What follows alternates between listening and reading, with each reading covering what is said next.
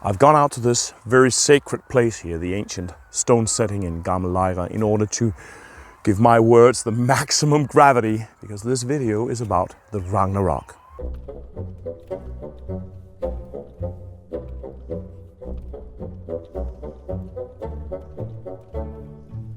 The Ragnarok is an ancient prophecy of climate change, a vision of traditional knowledge that dissects what happens when human connectedness and interrelation with the world collapses. It's the Völuspá, the seer's prophecy, the Nordic vision of the cosmic collapse. Now, many think that traditional knowledge and animism that teaches people harmonious coexistence with nature is something that only exists in indigenous communities, and that, for instance, majority white people, your descendants and so on, don't have anything of the sort. And this is actually incorrect. Your descendants have vast reservoirs of traditional knowledge, animist practices. But most of this culture of maintaining land connectedness and kinship with the world has been rejected through cultural history. Your descendants, or white people, were not supposed to be animists that give offerings of beer to a sacred tree and honor ancient grave sites such as this one, and understand themselves in close kinship ties with totemic animals. All that kind of stuff was ooga booga. It was primitive savagery. It was them, all the non-white peoples that were destined for colonial exploitation by quote-unquote civilization, right? We were supposed to be the epitome of modernist rationalism, and this was based on mirroring us in the backwardness of childish animists out there in the world. Our modernity was and is based on one very particular idea of reality, and that is that the world is divided into two spheres. One sphere is inside the human, and it overflows with life and meaning and subjectivity and culture and trolls and elves and angels and songs and religion and everything, you know. The other sphere is outside the human. It's a dead machine-like materiality, which is basically destined for rationally effective exploitation by humanity. With the implementation of this reality, our kinship with the world has obviously come under threat. We are no longer brothers and sisters of bear and seal and raven, and because these beings are essentially dead exterior resources. And guess what? What happens now is that our world is not only dead inside our weird modernist myth of the dead world, our world is literally dying. The modern world of the dead world seems to be killing the world. So this is a time for us to look towards that traditional animist knowledge of land connectedness and kinship with the world that does lie in our heritage. And this is found everywhere, probably to varying degrees, but the examples that I'm sharing here and on this channel are examples of Nordic animism, North European heritage from my own part of the world, sort of the North Sea region, particularly focused on Scandinavia, where I'm from, right? Like many other traditional knowledge systems, pre-Christian Nordic worldview rested on relatedness. Various and different kinds of relations between humans and others, between the forces of the ordered social spaces, the gods, and the forces of chaos and outside social spaces, the Jötnar, which is sometimes translated into giants or trolls in English. The gods and giants, the forces of order and chaos, are connected and related in many different ways. The gods sometimes do fight and kill the giants, but they also have them as lovers and marry them and make babies with them and descend from them and identify with them and make deals with them and play games with them and exchange knowledge with them and make all kinds of social contracts and relations with them. And these bonds of interconnectedness are an animist reality, and it is seen in so many ways in Nordic mythology. But importantly, the traditional knowledge also has this strong awareness that this system of connectedness can be compromised. According to one ancient myth, there was a king here on Sealand, here in Lejre, King Frothy. And he had two serfs, Jotun women, Fenja and Menja, and they drove this magic millstone that grinded the wealth and happiness of Frothy's kingdom here. But when Frothy started to become greedy and behave in an exploitative way towards these forces of nature, they turned on him and invoked a curse on his kingdom. Madness, war, social and ecological breakdown, right? And this is the curse that these two Jötnar invoke on Frothy. Hands shall grip hard shafts, slaughter-stained weapons. Wake up, Frothy. Wake up, Frothy, if you want to hear our songs and ancient tales. They sing on Frothy the kind of collapse that the Nordics called Ragnarok, a concept that was deeply rooted in Scandinavian experience of climate change and its consequences. Because in the Iron Age Scandinavia, people experienced an extremely disruptive period of climate change, a cooling that lasted some years, which caused social collapse on a cataclysmic scale. This period in the 6th century, archaeology shows a very steep decline in human activity in Northern Europe. Population of Sweden was reduced to half. In Norway, some areas became completely depopulated. A 70 to 90% reduction in human activity. And this experience was enshrined in cultural memory. And when traditional culture was disrupted, this memory emerged in the form of this prophecy that talks of violence, of endless winter, of relational breakdown, of ecological and social collapse. And this prophecy is called the Völuspá, the prophecy of the vulva, a kind of female shaman, vulva. And this prophecy originates in the Viking Age, which was a period of intense social change in Northern Europe. Scandinavians not only famously gave everybody else a hard time, they also themselves experienced a very steep, strong cocktail of disruption of traditional social patterns and knowledge forms. Christianization, urbanization, state formation, and globalization was processes that made people feel that the traditional ordered world was out of joint. And people reacted with what scholars of religion call millenarism, which is the idea that of the world collapsing, but that it will eventually return to an ordered existence. And this is a reaction that you regularly see among colonized peoples whose world and traditional life form has been disrupted. The ghost dance movement of the North American plains is just one example. And the prophecy of the vulva is actually that kind of a reflection on the collapsing traditional life form in the context of a radical experience of climate change. The Völuspá is a kind of climate millenarism, I would say. Right? There are also other angles, of course, and other ideas of what the Völuspá might reflect. But we can read it as a voice of Euro-descendant traditional knowledge, that speaks more powerful than any myth I know into our age. Because it is a prophecy of ruptured reality, loss of traditional knowledge as the motor in climate change and social breakdown. The Ragnarok is a result more than anything of this broken connectedness. The bonds that tie forces of chaos to the ordered world are broken. And in a sense, the beings of this pre-Christian complex webs of social connectedness and kinship ties, they start behaving almost like Christian angels and demons when this system of relation is ruptured. When their connectedness break, they sort of descend into this cosmic state of war, unambiguous confrontation, absolute confrontation. The seeress in the Völuspá begins by recounting the ordered world. She describes how the gods created the world, and she describes the world tree, Ash Yggdrasil. And ash I know that stands, Yggdrasil it is called, a tall tree drenched with shining loam. From there comes the dews which fall in the valley. Green it stands always over earth's well. She describes how discord came into the world, the first war, and how the All-Father seeks her on her vision quest to seek knowledge of the fate of the world.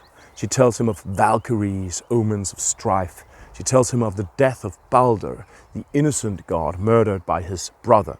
This fratricide is an ultimate image of the broken kinship relation that sparks the Ragnarok.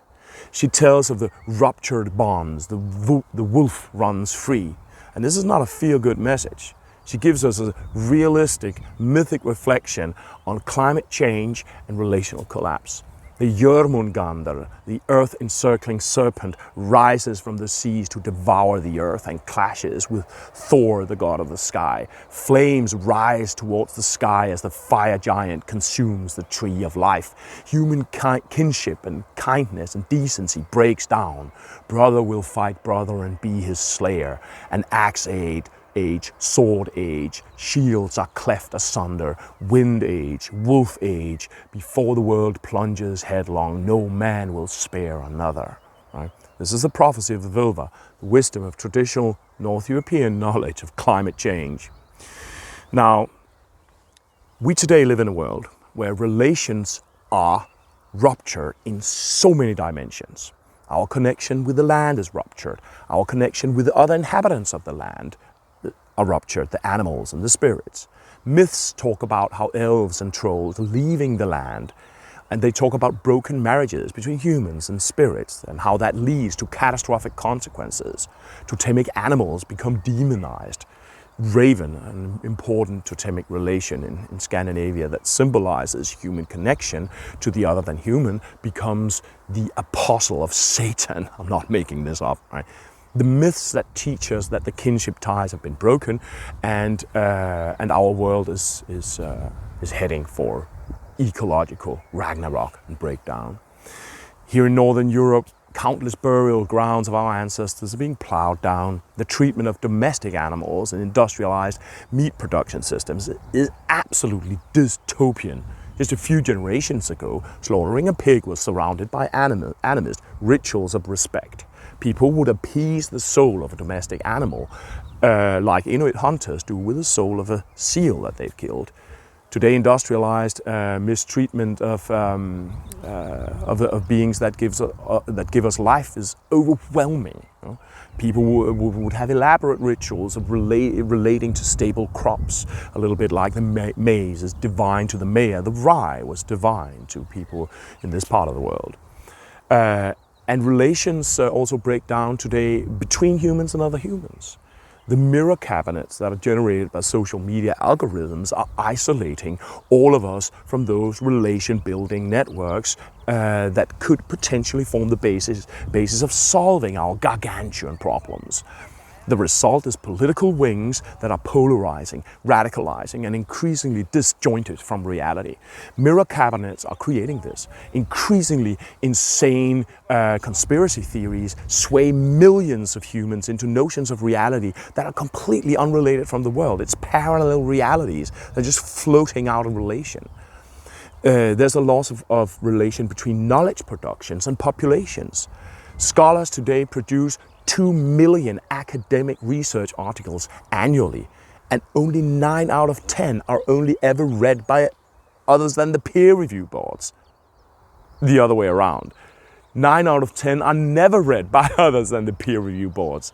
It's absolutely insane. It's a huge overproduction of human knowledge that don't touch humanity. It's just like floating into darkness and unrelated. It's unrelated, right? We even get unrelated from each other. These hand devices move our social life into this non-space where we become encapsulated in these social media realities that threatens to unrelate us from the people closest to us. Our attention spans get completely ruptured. When was the last time that you read a whole book?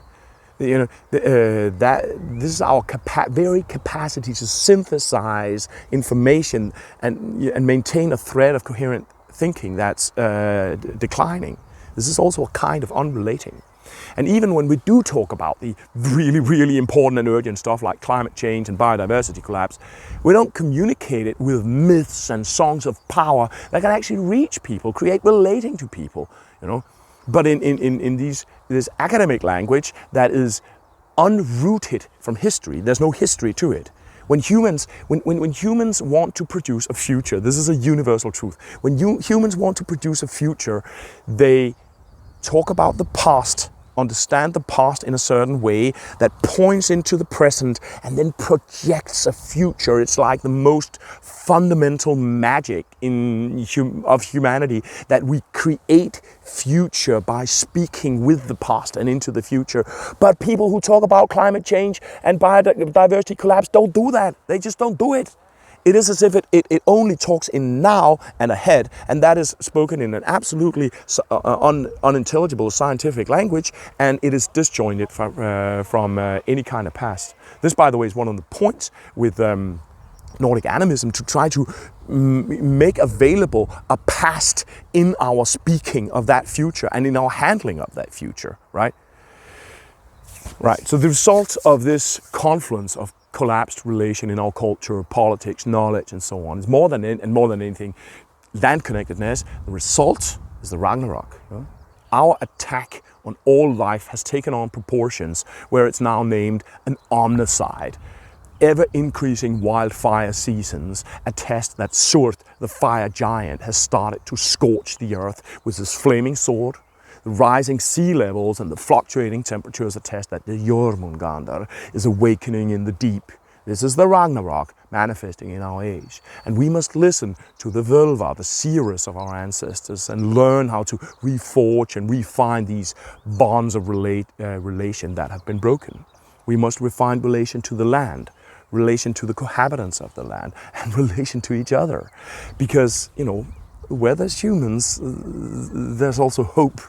According to traditional knowledge, the Einherjar will awake in the face of this collapse, the dead warriors of our ancestors who will stand by the gods as they fight for the harmonious existence.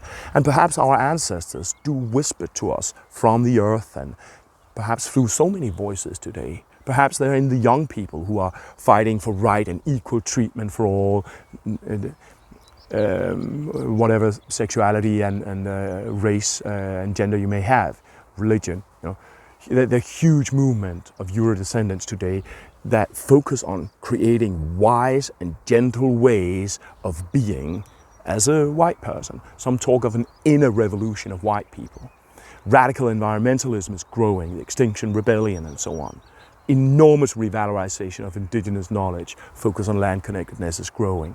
All the ingenuity of humanity seems to be turning towards sustainable economies, permaculture, sustainable life forms, you know, donut economies, regenerative farmings, and all these things. Greta Thunberg, a young woman who suffers from the Asperger's syndrome, she stood there less than 20 years old and spoke truth to the UN, you know, like Elijah crying in the wilderness. You know, there are strong cultural currents towards refining and rebuilding relatedness, because the thing is that myths are in an analysis of relational patterns. The wisdom of the Völuspá is an analysis of relational collapse. And though we are close, you know, we haven't fallen into absolute collapse.